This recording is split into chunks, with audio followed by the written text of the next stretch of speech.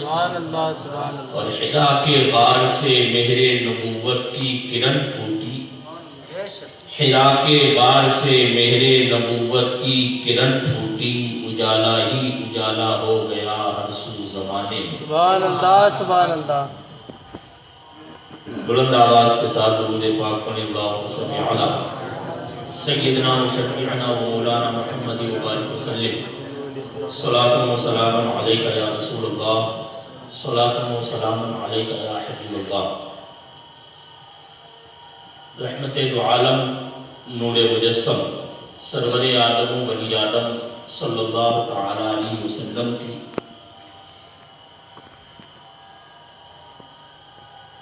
انسانیت کو قعر مذلت سے نکالنے اور ظلمت و تاریکی کے گھٹا ٹوپ اندھیروں کا پردہ چاک کر کے نور ایمان سے جگمگانے کے لیے انتھک محنتوں اور کوششوں کا ایک مختصر خاکہ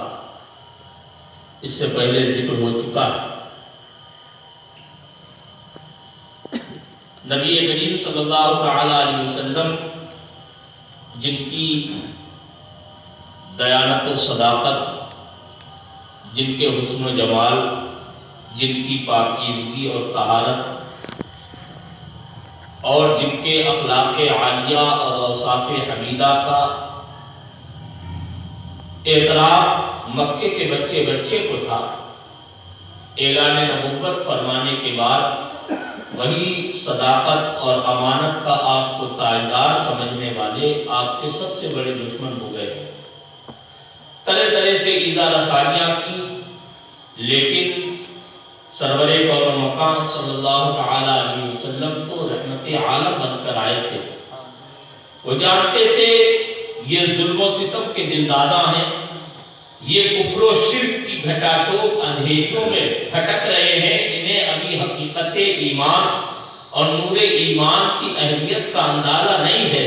اس لیے میرے نبی نہایت خندہ پیشانی کے ساتھ ان کی ایذا رسانیوں پر صبر کرتے رہے، ان کی تکلیفوں پر، ان کی پریشانیوں پر، اور طرح طرح سے ان کے دوارا تولے جانے والے مسائل و آلام پر میرے مصطفیٰ ہر وقت صبر و شکیت کا دامن تھامے ہوئے ہیں۔ تقریباً 10 سال کا عرصہ نبی کریم صلی اللہ علیہ وسلم نے کیسے گزارا؟ مکے میں اعلان نبوت کے بعد بھی میں نے آپ کو ایک ہلکا سا خاکہ بتا دیا، لیکن کفار مکہ کی ساری ایذا رسانیوں، ریشہ دوانیوں کے باوجود میرے نبی کی عظمت اور عظیمت کا سب سے بڑا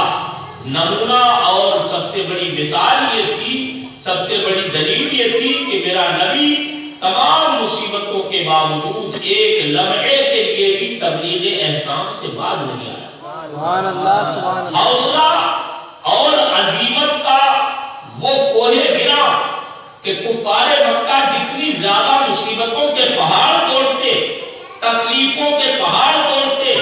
دوسرے دیکھنے والے بھی حیرت زدہ رہ جاتے، دنگ رہ جاتے۔ بہت سے اچھے دل والے، نرم دل والے، رحم دل انسان آپ کی مصیبتوں اور صحابہ کی پریشانیوں کو دیکھتے تو افسوس کرنے لگتے، ان کے بھی دل بھر آتے، ان کے اندر رحم پیدا ہو جاتا، اور وہ دل میں یہ سوچنے لگتے کہ اب یہ کل سے اپنی تبلیغ کو روکنے پہ مجبور ہو جائیں گے، اب یہ دوبارہ ہمت نہیں کریں گے، اب یہ دوبارہ اٹھنے کی سخت ان کے اندر نہیں ہے، اب یہ دوبارہ کافی دنوں تک خاموش رہیں گے۔ لیکن جب صبح کی سفیدی نمودار ہوتی، جب سورج اگتا، تو ان کی حیرت کی انتہا نہیں رہتی کہ وہی مارے کوٹے ہوئے صحابہ، وہی تکلیف دیا ہوا ہمارا رات کا آقا و مولا، جسے پریشانیوں کا انہوں نے تختہ مشق بنا لیا تھا، صبح کے بیدار ہوتے ہی میرا مصطفیٰ کسی اور نئے قبیلے کی طرف اسلام کی دعوت لے کے پہنچتا ہوا نظر آتا تھا، کسی اور کو اپنے دامن عفت و رحمت میں سمیٹنے کے لیے میرا مصطفیٰ کمر بستہ نظر آتا تھا۔ دنیا حیرت زدہ ہے کہ جتنا تکلیف دی جاتی ہے، حوصلوں میں اتنی ہی ان کی بلندی آتی ہے۔ پریشانیوں کا یہ عالم، میرے نبی صلی اللہ علیہ وسلم جہاں بھی جاتا، ابو جہل بدبخت وغیرہ تو ایسے دو چار تھے کہ ہر وقت پیچھے لگے رہتے۔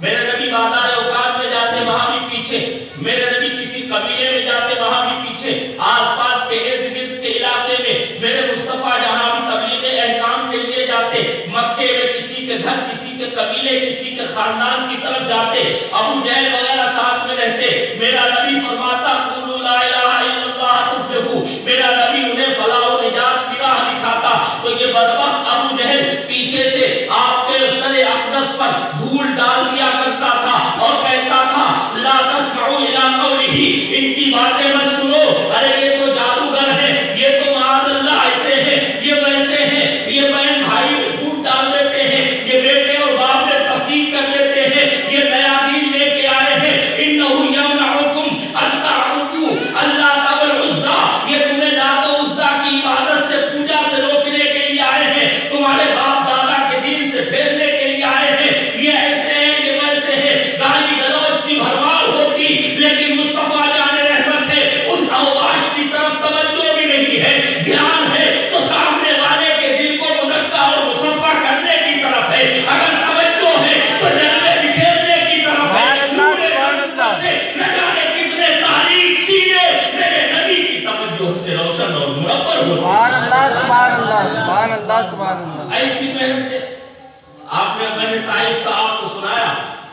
اس سے پہلے بھی میرے نبی مختلف علاقوں کی طرف میرے نبی نے دورہ فرمایا، خاص طور پر مکہ کے جو خاص میلے وغیرہ رکھتے تھے، بازار دکان وغیرہ، ان میں تو میرے نبی کا حال یہ تھا، کبھی اس قبیلے کے پاس جاتے، کبھی اس کے خیمے میں جاتے، کبھی اس سردار کے پاس جاتے، کبھی اس سربر آوردہ انسان کے پاس میں جاتے، کبھی اس فرشتے کو اپنی طرف متوجہ کرنے کی کوشش کرتے، چاروں طرف میرا نبی ایسے دوڑ رہا ہے، ایسے دوڑ رہا ہے اور ایسے پریشان ہے کہ ایسا محسوس ہوتا ہے جیسے بہت بڑا عاشق آشفتہ اپنے محبوب کی یاد میں تڑپ رہا ہو۔ رب قدیم نے اس کیفیت کو، اس حالت کو بیان بھی فرمایا، فَلَعَلَّكَ بَاخِعٌ نَفْسَكَ عَلَىٰ آثَارِهِمْ إِن لَّمْ يُؤْمِنُوا بِهَٰذَا الْحَدِيثِ أَسَفًا، محبوب تم ایمان دینے میں اور انہیں نور اور روشنی دینے میں اتنے حریص ہو، اتنے زیادہ اس کے شائق اور مست ہو کہ ایسا لگتا ہے اگر یہ ایمان نہیں لائیں گے اور منہ پھیر بیٹھیں گے تو کہیں ایسا نہ ہو کہ آپ اپنے آپ کو ہلاک کر دیں، آپ اپنے آپ کو تباہ کر دیں۔ میرا نبی بے چین و بے قرار رہتا تھا، اس لیے مصطفیٰ جانتے تھے کفر و شرک سے بڑھ کر رب کی بارگاہ سے دور کرنے والی کوئی چیز نہیں ہے، اور ایمان سے بڑھ کر خدا کے قرب کا کوئی ذریعہ نہیں ہے، روشنی کا کوئی مینار نہیں ہے، جو اس روشنی میں آ گیا وہ ہمیشہ کے لیے جنتی بن جائے۔ سبحان اللہ سبحان اللہ سبحان اللہ۔ ہر وقت کوشش میں لگے رہتے، جو بھی نیا آدمی مکے میں آتا اس کے پاس میں پہنچ جاتے، اسے اسلام کی تبلیغ کرتے۔ ایک دن غالباً نبوت کے 8ویں سال کی بات ہے، نبی کریم صلی اللہ علیہ وسلم حج کا موسم تھا، مدینے سے اوس و خزرج کے قبائل کے لوگ آیا کرتے تھے۔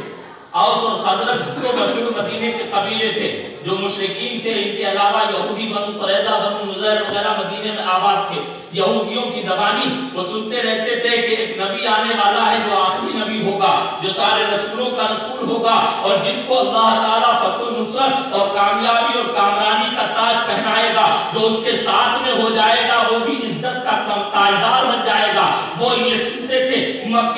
مدینے کے کافروں کو، مشرکوں کو بھی سنایا کرتے تھے اور انہیں دھمکیاں دیا کرتے تھے، سنو ایک دن آئے گا نبی موعود تشریف لائے گا، جب وہ آئے گا تو ہم اس کے ساتھ مل کے تم پہ حملہ کریں گے اور تمہیں تباہ و برباد کر دیں گے، تم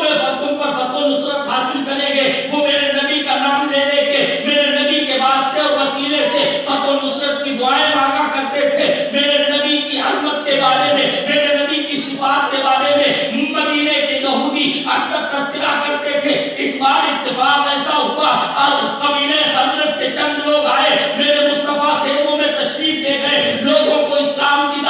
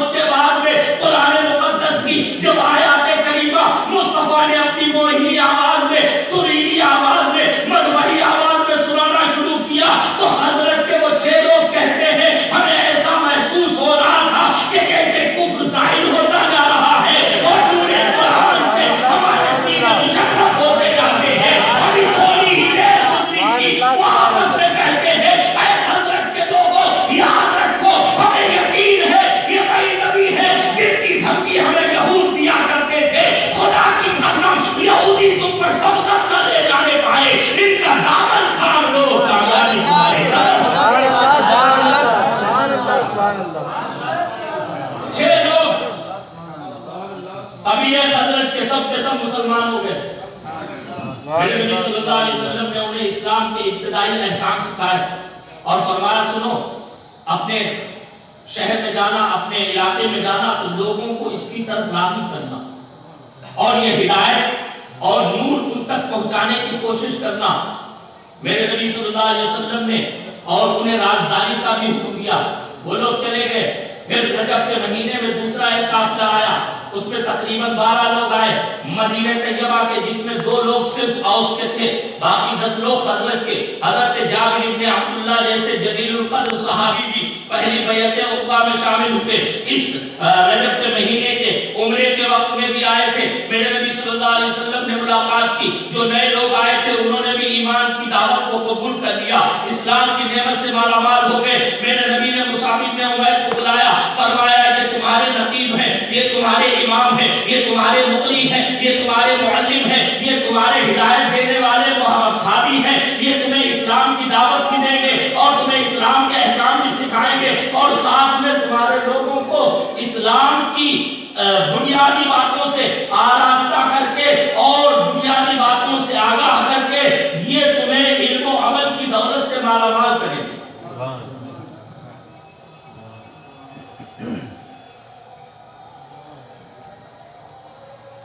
نبی کریم صلی اللہ علیہ وسلم نے انہیں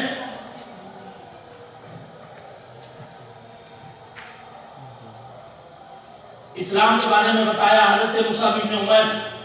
رضی اللہ تعالیٰ عنہ کو ان کے ساتھ میں روانہ فرما دیا. حضرت مصعب بن عمیر اسلام کے پہلے داعی، پہلے مقتدی جو مکے سے باہر نکل کے گئے تھے وہ مصعب بن عمیر، اللہ اکبر، جن کی عظمت پہ نہ جانے کتنے عظیم لوگ اپنی عظمتوں کو نچھاور کرتے، جن کے ذریعے سے مدینہ طیبہ کے 1-2 نہیں بلکہ سیرت کی کتابوں میں ہے مکمل 1 سال حضرت مصعب بن عمیر نے مدینہ طیبہ میں گزارے، جس محفل میں تشریف لے جاتا تھا نبی کا یہ نمائندہ، مصطفیٰ کا یہ کارندہ، مصطفیٰ کا یہ جلدوں کا امیر جدھر نکل جاتا تھا ایسا محسوس ہوتا تھا کہ مصعب کے پیکر میں محمد عربی جلوہ گر ہو گیا ہے. جدھر ہوتے تھے نور کے دھارے رہنے لگتے تھے. مدینے کی گلیاں ایمان کی روشنی سے منور ہو. سبحان اللہ سبحان اللہ. حسین ابن حسین، اسعد ابن زرارہ اور حضرت سعد ابن معاذ جیسے جلیل القدر اپنے وقت کے اپنے قبیلے کے سردار حضرت مصعب بن عمیر کی بارگاہ میں آتے ہیں. ایسی میٹھی میٹھی باتیں ہیں، ایسی پیاری پیاری باتیں ہیں، ایسی انوکھی اور نرالی باتیں ہیں، ایسا اخلاق و کردار ہے، ایسی گفتار ہے، ایسی نظر کیمیا اثر ہے جس کے دل پہ پڑتی جاتی ہے، ضرورتیں چھٹتی چلی جاتی ہے. ایمان کی روشنی سے دل جگمگانے لگتا ہے. سبحان اللہ سبحان اللہ سبحان اللہ سبحان اللہ. حال ہے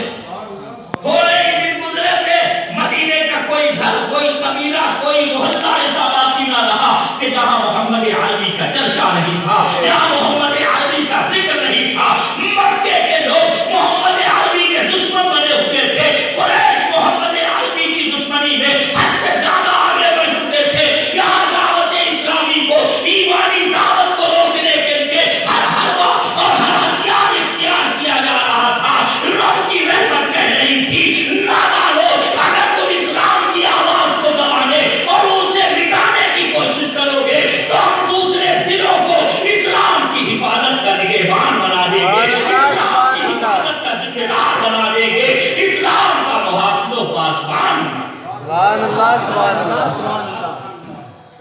کیسی کیسی کوششیں مکے کے لوگ کر رہے تھے. ادھر مصعب ابن عمیر چلے گئے, ادھر میرے نبی نے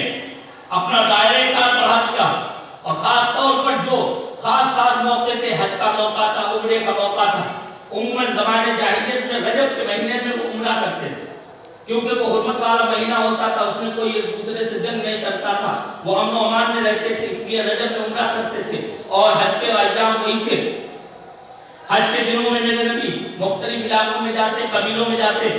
باہر سے آنے والے لوگوں سے بھی رابطہ فرماتے, اور اسی رابطے کا یہ نتیجہ تھا کہ نرے نفوس قدسیہ ایسے تھے مختلف علاقوں کے جو ایمان کی روشنی سے یا تو منور ہو گئے یا کم از کم اسلام کے بارے میں اچھا خاصا علم حاصل کر کے اپنے قبیلوں میں واپس گئے. انہیں خبر ہو گئی کہ مکے میں ایک نبی ظاہر ہوا ہے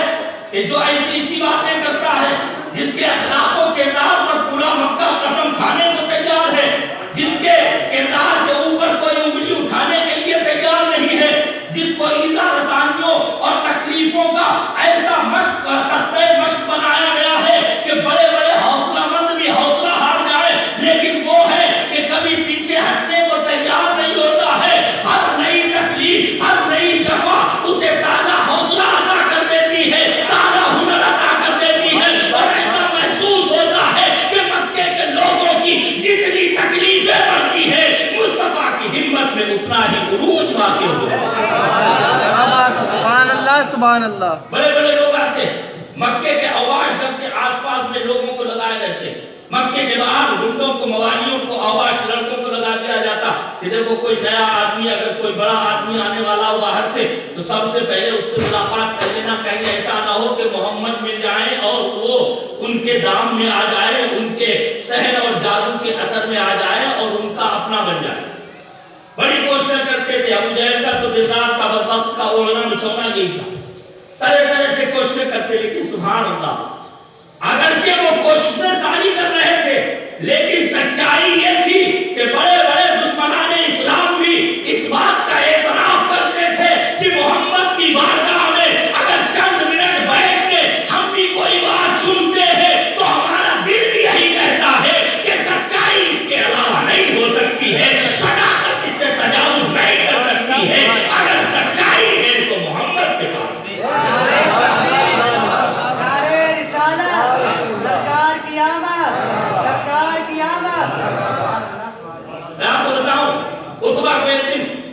مکے کے سرداروں نے کہا یار انہیں سمجھاؤ, یہ ماننے کو تیار نہیں, اتنا ہم نے مارا کوٹا بھی, تکلیفیں دی, لیکن کسی طرح سے باہر نہیں آتے ہیں. جاؤ تم سردار ہو, بڑے مالدار آدمی ہو, سمجھدار آدمی ہو, تمہارا مکے میں ایک مقام ہے, تم انہیں سمجھاؤ جا کے. اس نے کہا ٹھیک ہے میں جا رہا ہوں, میرے نبی کی بارگاہ میں حاضر ہوا, میرے مصطفیٰ صلی اللہ علیہ وسلم کو بڑی لمبی چوڑی تقریر سناتا رہا, تم یہ کر رہے ہو, تم وہ کر رہے ہو, تم نے قبیلے میں یہ کر دیا, خاندان میں یہ کر دیا, پورے مکے میں افراتفری مچا دی ہے, ہماری زندگیاں ویران کر دی ہے, ہمیں تکلیف میں مبتلا کر دیا ہے, دن رات ہمیں چین نہیں, سکون نہیں, یہ نہیں وہ نہیں, تم نے ہماری وحدت کو پارا پارا کر دیا ہے, ہم نے اختلاف کو پیدا کر دیا ہے, ہم نے گھر گھر میں تم نے لڑائی اور جھگڑے کو پیدا کر دیا ہے, ہمیں پریشان کر رکھا ہے. آخر تم چاہتے کیا ہو؟ سنو, اگر تم کسی بہت حسین و جمیل عورت سے شادی کرنے کے خواہش مند ہو تو تم اشارہ کرو, ہم مکے کی نہیں بلکہ پورے عرب کی حسین سے حسین عورتیں تمہاری بارگاہ میں پیش کر دیں گے. اگر تم ہمارے سردار بننا چاہتے ہو تو کل ہی ہم تمہیں اپنا سرداری کا تاج پہنانے کو تیار ہیں. اگر تم سلطنت اور حکومت چاہتے ہو تو ہم تمہیں اپنا بادشاہ بنانے کو تیار ہیں. اگر دولت و ثروت کے ڈھیر چاہتے ہو تو پورے مکہ کی دولت تمہارے قدموں میں ڈھیر کر دیں گے, سب کچھ دینے کو تیار ہے. لیکن یاد رکھو, صرف اتنا کرو, ہمارے معبودوں کو برا بھلا کہنے اور ایک خدائے وحدہ لا شریک کی عبادت کا اعلان اور اقرار کرنے سے باز آ جاؤ, دعوت دینے سے باز آ جاؤ. میرے نبی پوری تقریر اس کی سنتے رہے. اس کے بعد میں میرے نبی مسکرا کے فرمایا, عتبہ تم بڑے عقل مند, ذہین, فقیر اور ہوشیار آدمی ہو, اچھائی اور برائی کو خوب سمجھتے ہو, نیکی اور بدی کو خوب پہچانتے ہو, حق اور سچائی اور برا جھوٹ کو اچھی طرح سے پرکھ رکھتے ہو. میں تمہیں چند باتیں سناتا ہوں, انہیں سن کے مجھے فیصلہ کر کے بتاؤ کیا یہ جھوٹ ہو سکتی ہے. اب میرے نبی نے قرآن مقدس کی آیات مبارکہ کی تلاوت کرنا شروع کر دی. میرے مصطفیٰ فرماتے ہیں, حامیم تنزیل من الرحمن الرحیم, کتاب فصلت آیاتہ قرآنا عربیا لقوم یعلمون بشیرا ونذیرا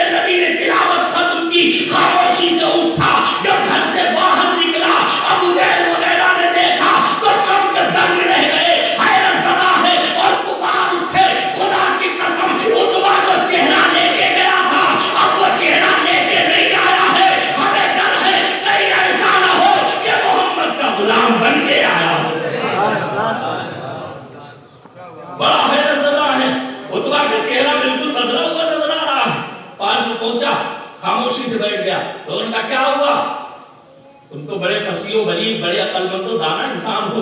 تم مجھ سے سمجھانے گئے تھے یا اس کے جادو کے اثر میں آ گئے تھے؟ کہنے لگا میری قوم میں اگر انصاف کی بات کروں، ایک میرا مشورہ ہے، اور مشورہ یہ ہے وہ جو کر رہے ہیں انہیں کرنے دو،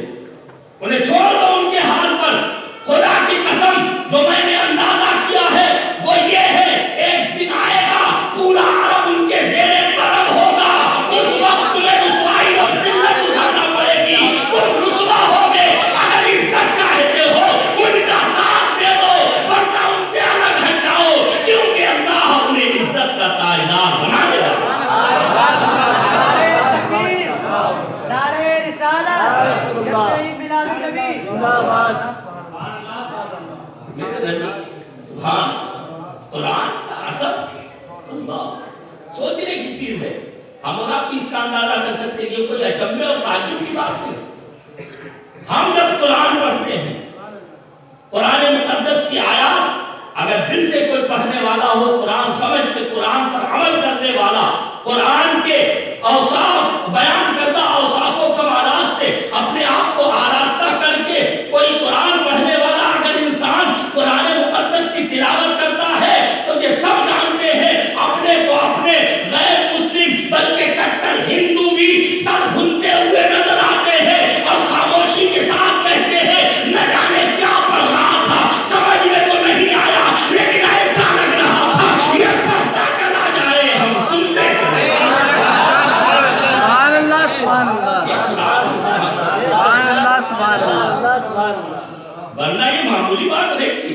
مکے کے وہ فصحا، مکے کے وہ علماء جو پوری دنیا کو اپنے علاوہ عجم گونگا کہا کرتے تھے، جنہیں فصاحت و بلاغت پر اپنی اتنا ناز تھا، بڑے فخر سے کہتے تھے ہم فصیح ہیں، ہم زبان داں ہیں، ہم بولنے کی طاقت اور قوت گویائی رکھنے والے انسان ہیں، باقی سب گونگے ہیں، جنہیں فصاحت و بلاغت کا عظیم تاجدار سمجھا جاتا تھا۔ میں نے بتایا جن میں ایک ایک چرواہا 500 بلکہ 3,000 اشعار یاد کر کے اپنے قبیلے کی عظمت بیان کرنے کا دم رکھتا ہو، ایسے فصیح و بلیغ میرے مصطفیٰ کی بارگاہ میں آتے تو سر بھنتے نظر آتے، سر جھکانے میں مجبور ہو جاتے۔ اعلیٰ حضرت نے بڑا سچ کہا ہے، تیرے آگے کیوں ہے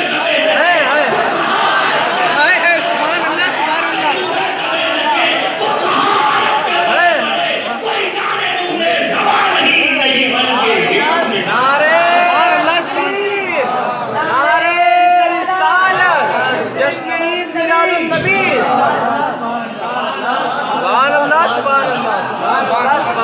کیا بات ہے، سبحان اللہ، سبحان اللہ۔ قرآن اللہ اکبر۔ مجھے ایک واقعہ یاد آ گیا، میں بڑی اختصار کے ساتھ میں آپ کو قرآن کے اعجاز کا واقعہ سناؤں، کیسا اعجاز اللہ نے قرآن کو بخشا۔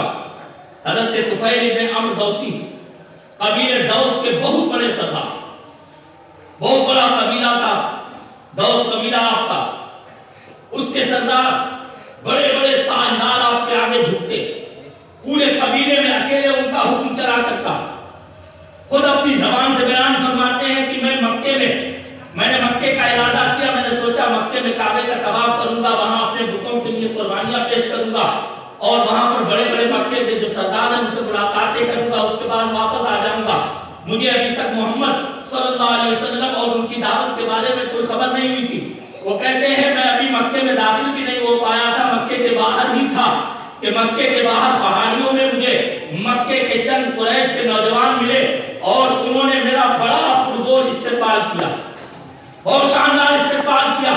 استقبال کرنے کے بعد میں وہ مجھ سے کہنے لگے اے طفیل ابن عمرو دوسی، تم قبیلے دوس کے بہت بڑے عظیم سردار ہو، تمہاری عظمت اور رفاقت کی چرچا ہمارے یہاں تک ہے، لوگ بڑا تمہیں مانتے جانتے ہیں، سمجھتے ہیں، اچھی طرح سے لوگوں کو یقین ہے کہ تم بہت بڑے سردار ہو، لیکن سنو تم مکے میں تو آئے ہو، ہم تمہیں بڑی عزت کی جگہ میں ٹھہرائیں گے، شاندار ضیافت بھی کریں گے، لیکن ایک نصیحت ہماری یاد رکھنا، ہمارے درمیان ایک شخص ظاہر ہوا ہے، حاضر رجل الذی ظہر من بیننا یدعی انہ نبی، وہ یہ دعویٰ کرتا ہے کہ وہ نبی ہے، وہ نبوت کا اعلان کرتا ہے، وہ ہمیں ایک خدا کی عبادت کا حکم دیتا ہے، ہمارے بتوں کو برا بھلا کہتا ہے، ہمیں اپنے باپ دادا کے دین سے برگشتہ کرنے کی کوشش کرتا ہے، اور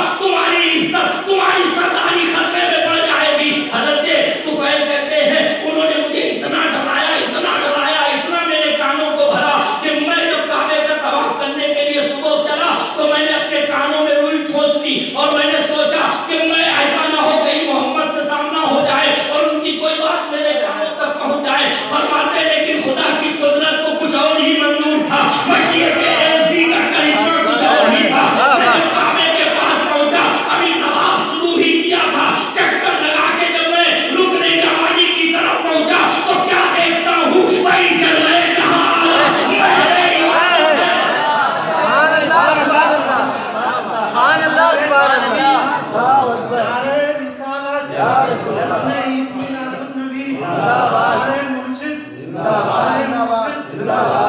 وہ مبارک رسول محل عبادت ہے، نماز ادا فرما رہے ہیں، فرماتے ہیں تعبدوا غیر عبادتنا، ہماری عبادت سے ہٹ کے ایک عبادت کر رہے ہیں، ہماری نماز سے ہٹ کے نماز پڑھ رہے ہیں۔ مجھے ان کا منظر بڑا بھایا، لیکن میں نے سوچا ان سے قریب نہیں جاؤں گا، ہو سکتا ہے یہی محمد ہو۔ ابھی مجھے پتا نہیں ہے، لیکن کہتے ہیں اگرچہ کانوں میں روئی پڑی ہوئی تھی، لیکن اس کے باوجود اب اللہ الا ان یسمعنی شیئا مما یقول، خدا کا کرم ایسا ہوا کہ ان کی بات میں سے کچھ میرے کانوں میں پڑی ہی گئی، کچھ باتیں کانوں تک پہنچ گئی، اور جب کانوں تک کچھ آواز پہنچی تو میں نے دل میں سوچا یار اے طفیل انکا شاعر علیم لبیم سید من سادات دوس، ارے تو کوئی جاہل نہیں ہے، تو کوئی نادان نہیں ہے، تو بہت عقل مند بڑا تیز علم والا شاعر ہے، تیری شاعری کا ڈنکا پورے عرب میں بجا کرتا ہے، ما یخفی علیک الحسن من القبیح، تیرے اوپر اچھائی برائی سے مخفی نہیں ہے، تو اچھائی اور برائی میں تمیز کر سکتا ہے، تو پھر ان کی بات کیوں نہیں سنتا؟ ان کان ما جاءہ حسن قبلتہ وان کان ما جاءہ علیہ ترکتہ، اگر ان کی بات اچھی ہے تو سن لینا، قبول کر لینا، اور اگر بری ہے تو چھوڑ دینا۔ کہتے میں نے بری کو باہر نکالا، مصطفیٰ سے قریب ہو گیا،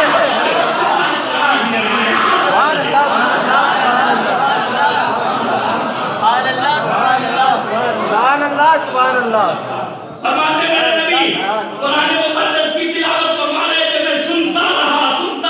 مست ہوتا رہا، میں نے دل میں کہا واسطہ الامی، تیری ماں تجھ پر روئے، میں نے آج تک ایسا کوئی کلام نہیں سنا۔ مصطفیٰ جب نماز سے فارغ ہوئے کہتے ہیں میں نے کہا آپ کا نام کیا ہے؟ آپ نے فرمایا میرا نام محمد بن عبداللہ ہے۔ میں نے کہا اچھا آپ وہی ہیں جن کے بارے میں مکے کے لوگوں نے ایسے ایسے کہا تھا، آپ ہی نبوت کے داعی ہیں؟ آپ نے فرمایا ہاں، اللہ کا شکر ہے میں اللہ کا نبی اور رسول بن کے آیا ہوں۔ حضرت طفیل کہتے ہیں مجھے کچھ باتیں سنا دے۔ میرے نبی نے فرمایا یہاں نہیں، سننا ہے تو میرے دار دولت پر آؤ، میرے کاشانہ اقدس پر آؤ۔ فرماتے میرے نبی آگے آگے جا رہے تھے، میں چپکے چپکے پیچھے پیچھے کشا کشا مصطفیٰ کے دار دولت پر جا رہا تھا۔ جب میرے نبی کے کاشانہ اقدس پر میں پہنچا، مصطفیٰ نے میرے سامنے اسلام پیش کیا، اور اس کے بعد میں آپ ذرا اندازہ تو دیکھیں، مکے کا اتنا بڑا شاعر، مکے کا عرب کا اتنا بڑا شاعر، قبیلے دوس کا اتنا بڑا سردار، اتنا فصیح و بلیغ انسان، لیکن سبحان اللہ میرے نبی کا اعجاز اور قرآن کا اعجاز تو دیکھیں۔ حضرت طفیل فرماتے ہیں میرے نبی نے حضرت طفیل کو سورہ بقرہ نہیں سنائی، سورہ یاسین نہیں سنائی، سورہ آل عمران نہیں سنائی، یوسف و ہود و یونس نہیں سنائی، کوئی لمبی سورت نہیں، بلکہ فرماتے ہیں مصطفیٰ نے میرے سامنے صرف قل هو اللہ شریف کی تلاوت کی، سورہ اخلاص پڑھی، قرآن کی ایسا لگتا تھا کہ میرے دل سے کفر جھٹکا چلا گیا۔ میں نے مصطفیٰ کو پکڑا اور عرض کیا مصطفیٰ کلمہ پڑھا کے اپنا غلام بنا۔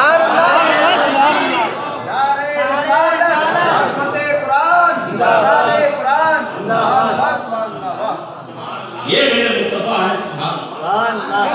یہ قرآن کا اعجاز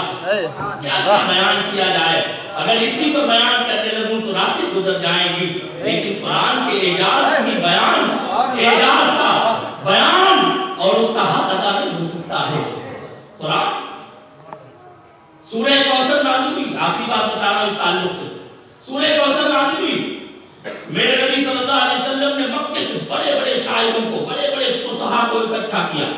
اور کعبے کی چھاؤں میں پہنچے۔ میرے نبی صلی اللہ علیہ وسلم نے سب کو اکٹھا کر کے پہلے تو ان سے فرمایا کہ تم لوگ کہتے ہو کہ میں جادوگر ہوں، میں اپنی طرف سے کلام بنا کے لاتا ہوں، یہ کلام میرا ہے، یہ زبان میری ہے، یہ میری طرف سے گڑا ہوا ہے، طرح طرح سے تم میرے اوپر تہمتیں لگاتے ہو، الزامات لگاتے ہو۔ سنو میرے نبی نے فرمایا ان کنتم فی ریب مما نزلنا علی عبدنا فاتوا بسورۃ من مثلہ وادعوا شہداءکم من دون اللہ ان کنتم صادقین۔ قرآن کی آیات کریمہ سنائی اور اس کے بعد میں میرے نبی نے فرمایا سنو، رب نے جو چیلنج کیا ہے اس چیلنج کا میں مقابلہ کرنے کی تمہیں دعوت دیتا ہوں، اور میرے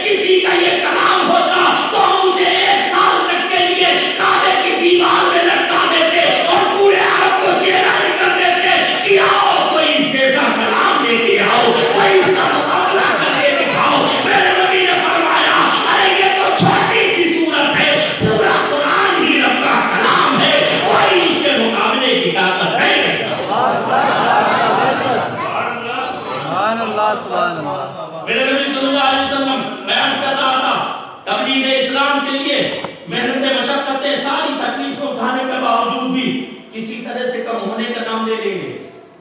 इधर मदीने तक आपकी आवाज पहुंच चुकी है, इधर मेरे नबी सल्लल्लाहु अलैहि वसल्लम ताइफ में गए। कल मैंने जो अर्ज किया था, ताइफ के औबासों ने, लोगों ने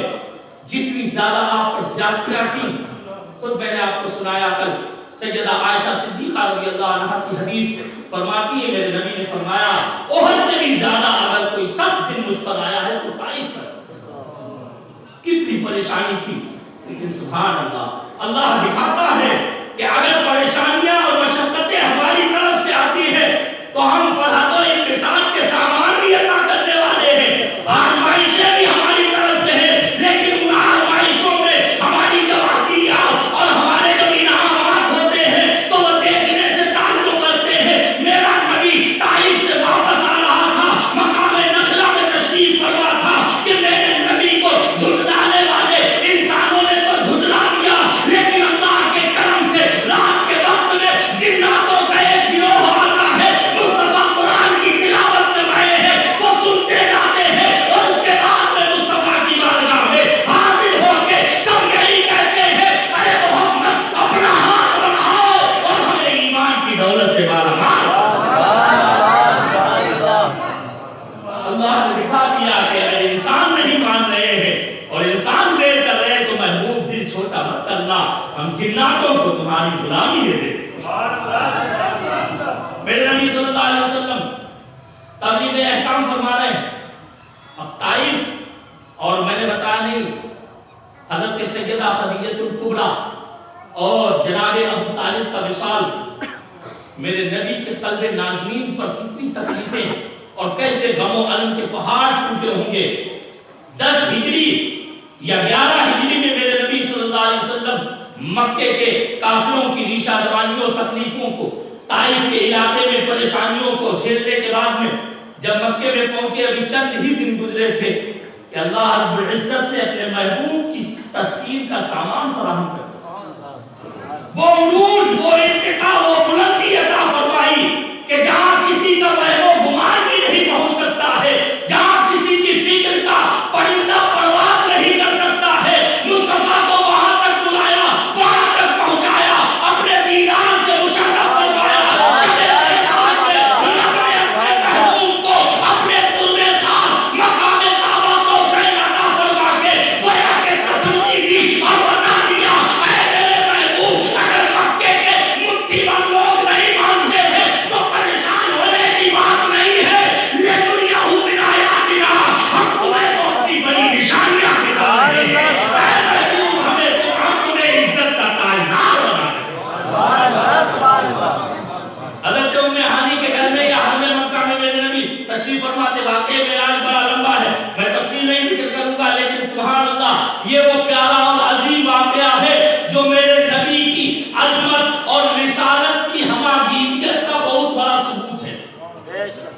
मेरे नबी के पूरी दुनिया, पूरी कायनात बन गए 18,000 आलमों का नबी और रसूल होने की दलील। रब ने इसीलिए तो फरमाया, सुब्हानल्लज़ी अस्रा बिअब्दिही लैलन मिनल मस्जिदिल हराम इलल मस्जिदिल अक़सा। इसमें जो नुक्ते हैं, सुभान का लफ्ज़ वो उलमा जानते हैं, तलबा बैठे हुए हैं, हमारे इस्लामी भाई भी तशरीफ फरमा है।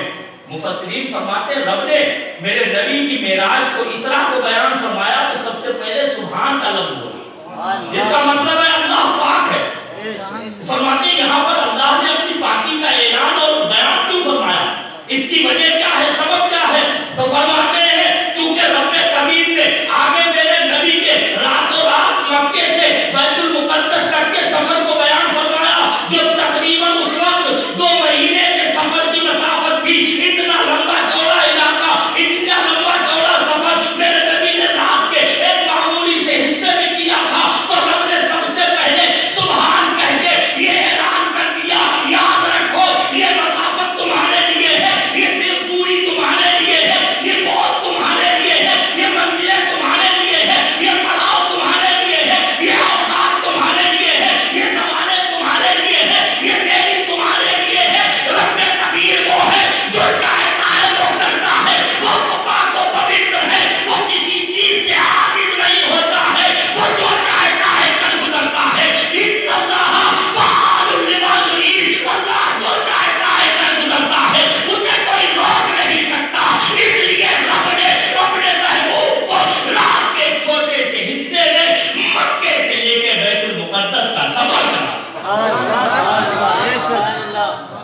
میرے نبی صلی اللہ علیہ وسلم فرماتے ہیں میں حرم میں یا اپنے ہانی کے گھر میں، مختلف روایتیں ہیں، میرے نبی تشریف فرماتے جبریل آئے، میرے نبی کو جگایا، آج کیا حضور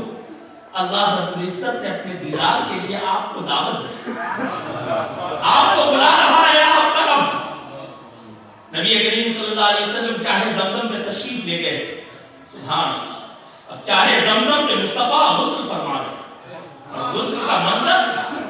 اعلیٰ حضرت کے وشار پڑھیے قصیدہ معراجیہ، اللہ اکبر، نقشہ کھینچ کے رکھ دیا ہے، مصور کشمر رسالت جو عرش پر جلوہ گر ہوئے تھے، نئے مینارے طلب کے سامان عرب کے مہمان کے